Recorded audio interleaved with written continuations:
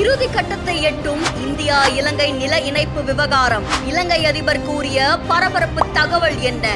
India இலங்கையுடனான அடுத்தடுத்த திட்டங்களுக்கு ஆயத்தமாகும் மோடியுடனான பேச்சுவார்த்தை தகவல்.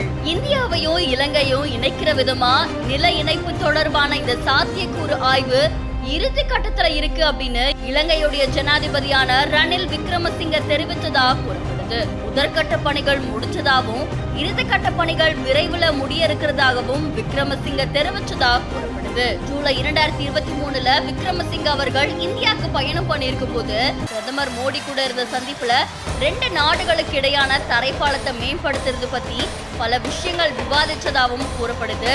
இதுல இந்தியால இருந்து இலங்கையுடைய திரிகோணமலை அதுக்கப்புறமா கொழும்பு துறைமுகங்களுக்கு தரை இணைப்பை ஏற்படுத்துற மாதிரி இந்த பேச்சுவார்த்தை நடந்ததாகவும் கூறப்படுது. வெளிவிவகார அமைச்சரான எஸ் ஜெய்சங்கர் அவர்கள் அடுத்த வாரம் தீவு நாட்டுக்கு வரும்போது இந்த நில இணைப்பு பத்தி விவாதிக்கப்படும் அப்படின்னு அவர் தெரிவிச்சதாகவும் கூறப்படுது. நாட்டுடைய வடகிழக்கான மன்னார்ல அதானி குழுமத்துடைய காற்றாலை மின்சார திட்டம், நாட்டுடைய கிழக்குல திரிகோணமலை துறைமுகத்துல இருக்கக்கூடிய கைத்தொழில் வளையத்தை உருவாக்குறது, இந்த மாதிரி தீவு நாட்டுல இந்தியாவுடைய எல்லா திட்டங்களும் மேற்கொள்ளப்படும் அப்படின்னு இலங்கையுடைய அதிபர் ஒரு செய்தி நிறுவனத்துக்கு உறுதிப்படுத்தினதாகவும் கூறப்படுது. இருந்தாலும் இந்தியாவுக்கும் இலங்கைக்கும் இடையில இருக்கக்கூடிய கடற்பரப்புல இந்த மீன் பிடிக்கிறது தொடர்பான பிரச்சனை நீண்ட காலமாவே நடந்துகிட்டு இருக்கு.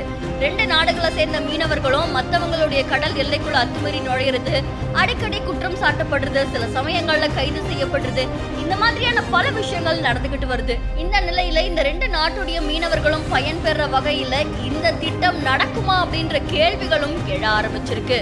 இந்த செய்தி இப்போ உலக நாடுகளை திரும்பி பார்க்க வச்சதாகவும் கூறப்படுது.